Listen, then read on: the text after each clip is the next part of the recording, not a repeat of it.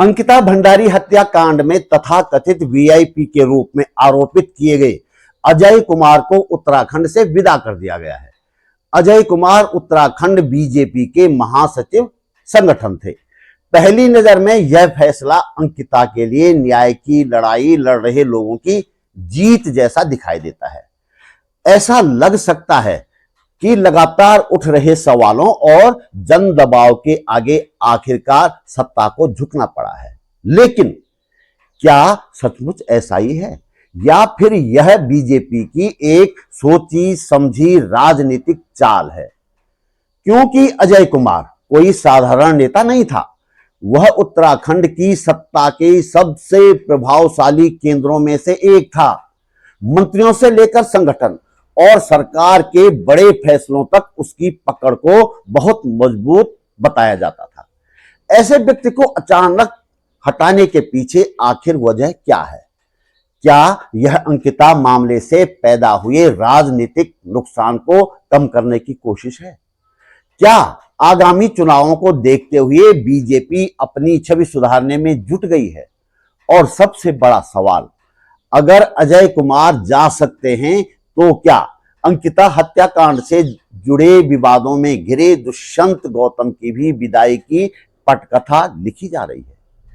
इन सभी सवालों के जवाब राजनीतिक रणनीति के अंदर छिपी कहानी और आने वाले दिनों की संभावित तस्वीर पर विस्तार से बात करेंगे। वीडियो अंत तक जरूर देखिएगा।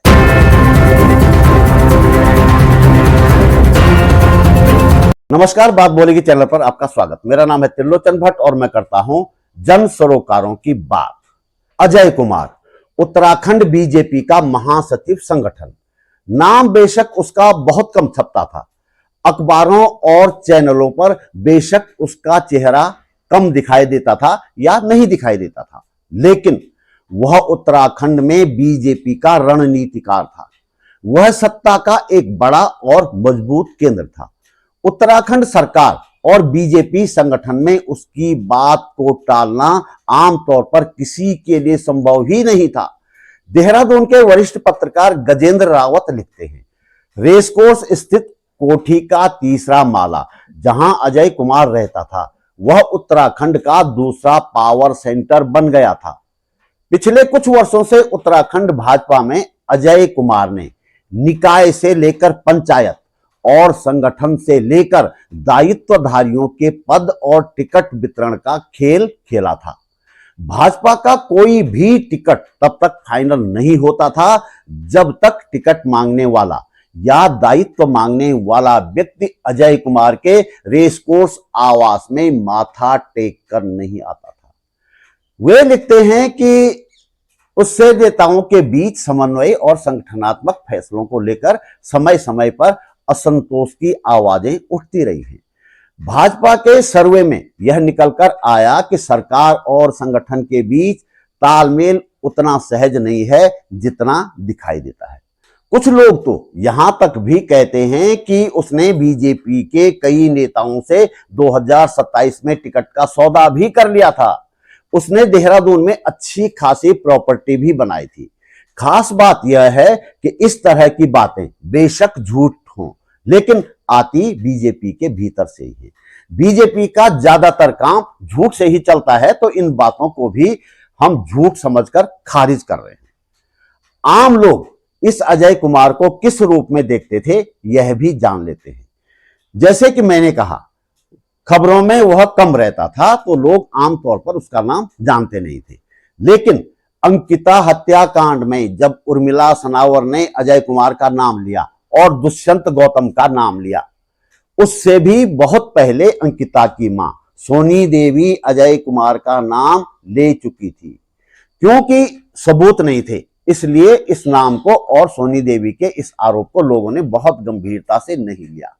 बाद के दौर में जब उर्मिला सनावर ने बड़े बड़े आरोप लगाए, तब वीआईपी के रूप में पहली बार दुष्यंत गौतम का नाम सामने आया और अजय कुमार का नाम फिर से चर्चा में आ गया। एक बात यहां और साफ कर दूं कि बीजेपी में महासचिव संगठन कोई ऐसे ही इतना पावरफुल नहीं हो जाता।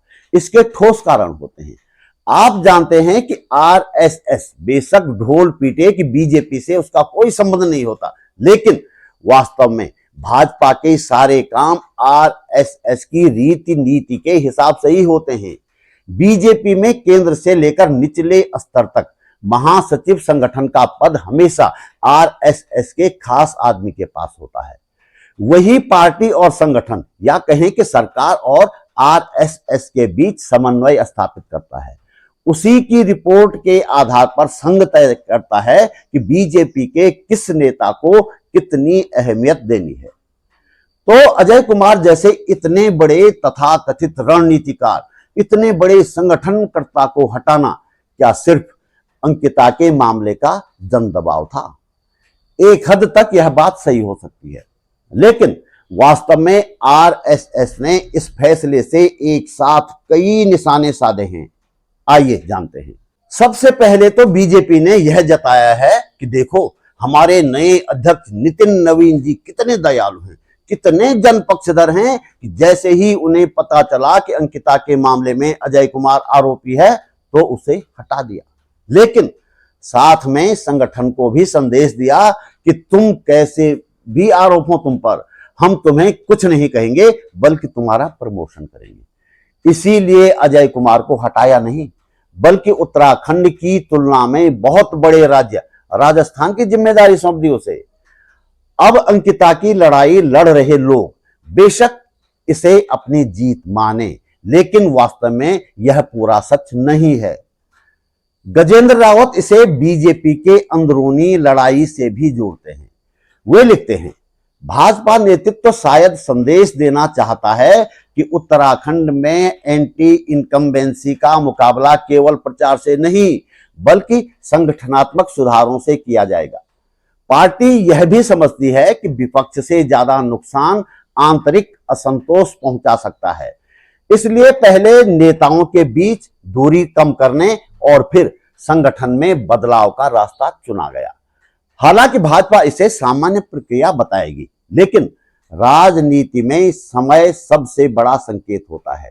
जब एंटी इनकम्बेंसी पर चर्चा हो, नेताओं के बीच मतभेदों को सुलझाया जा रहा हो और उसी दौरान महामंत्री संगठन बदल दिया जाए, तो यह मानना कठिन है कि दोनों घटनाओं का आपस में कोई संबंध नहीं है। अब सवाल उठता है बीजेपी के राज्य प्रभारी दुष्यंत गौतम का।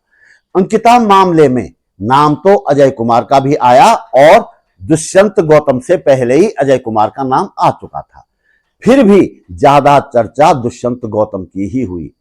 अजय कुमार इन आरोपों के बावजूद आमतौर पर देहरादून में ही बैठा रहा, गोटियां फिट करता रहा, उसकी तरफ किसी का ध्यान नहीं गया। लेकिन दुष्यंत गौतम इस दौरान जब भी देहरादून आया, उत्तराखंड आया, उसका विरोध किया गया, यहां तक कि सड़क जाम भी की गई।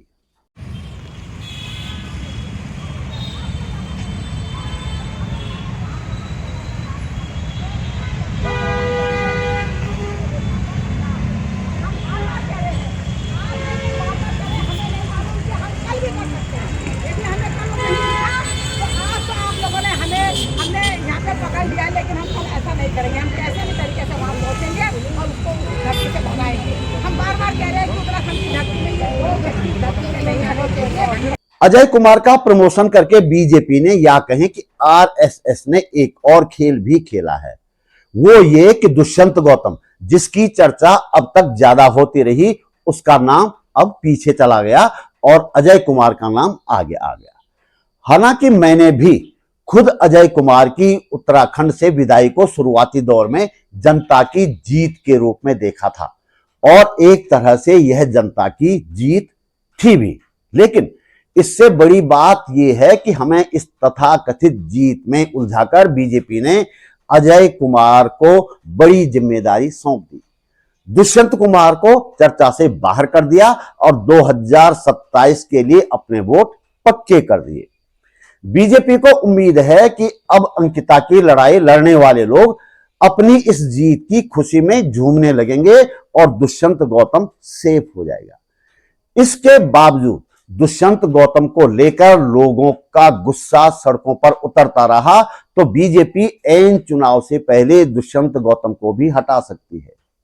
अजय कुमार की विदाई पर खुश होने वाले हम लोग दुष्यंत गौतम की विदाई पर भला आसमान क्यों नहीं सर पर उठाएंगे, क्यों नहीं हम आसमान में उड़ेंगे। और जब बीजेपी हमें यह मौका देगी तो वोट भी तो हम बीजेपी को ही देंगे ना, और बीजेपी को वोट देंगे तो फिर आने वाले समय में क्यों हमारी और बेटियों को अंकिता बनने में वे लोग कसर छोड़ेंगे। अब बात यहां तक आ ही गई है तो जरा सीबीआई जांच की भी बात कर लें। 6 महीने पहले शुरू की गई थी अंकिता मामले की सीबीआई जांच। जांच क्यों सीबीआई को सौंपी गई थी?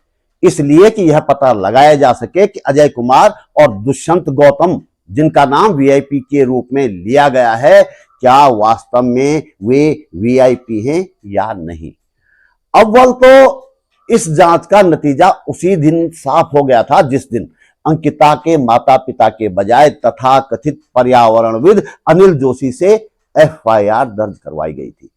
और मांग का दूसरा महत्वपूर्ण हिस्सा सुप्रीम कोर्ट के मौजूदा जज की देखरेख में जांच की बात को नजरअंदाज कर दिया गया था, छोड़ दिया गया था।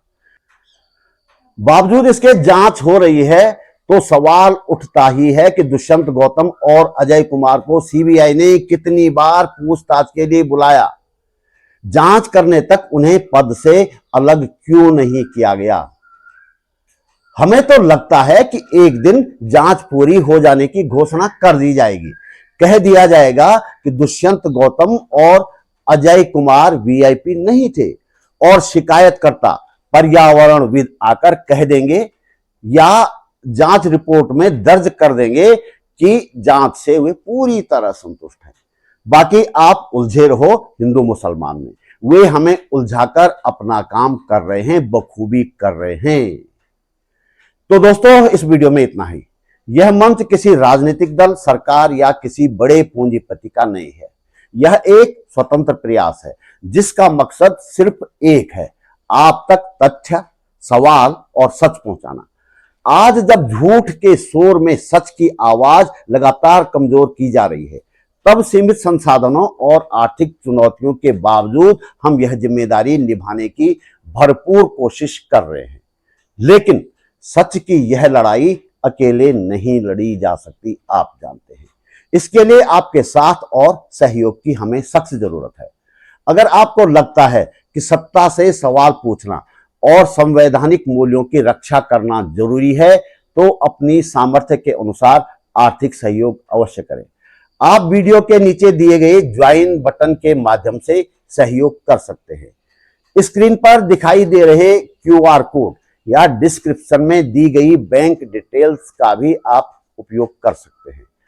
आपका सहयोग सिर्फ आर्थिक मदद नहीं है, यह स्वतंत्र पत्रकारिता, निष्पक्ष सवालों और सच बोलने के साहस को मजबूती देने का माध्यम है। आप वीडियो को लाइक करके, कमेंट करके और शेयर करके भी इस आवाज को ज्यादा लोगों तक पहुंचा सकते हैं। आर्थिक सहयोग के लिए मैं डीएन पांडे जी का हृदय से आभार व्यक्त करता हूं। आपका विश्वास और समर्थन हमें लगातार बेहतर काम करने की प्रेरणा देता है। अगर आप पहली बार मेरे चैनल पर आए हैं तो चैनल को सब्सक्राइब करना और बेल आइकन दबाना बिल्कुल ना भूलिएगा, ताकि आने वाले महत्वपूर्ण वीडियो आप तक सबसे पहले पहुंच सके। फिलहाल मुझे दीजिए इजाजत। जल्दी मिलेंगे एक नए मुद्दे के साथ, नए सवालों के साथ, एक और वीडियो में। नमस्कार।